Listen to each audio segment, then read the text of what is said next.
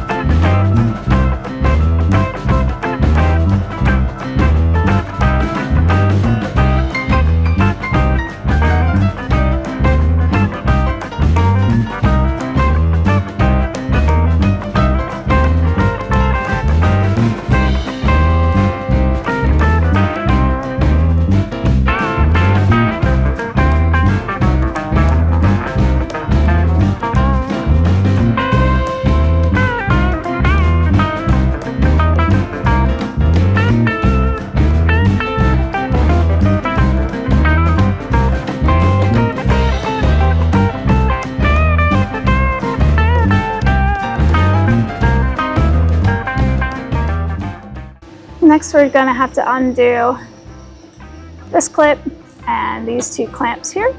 We've gone ahead and purchased new clamps because these are quite a pain to try to get off without clipping off.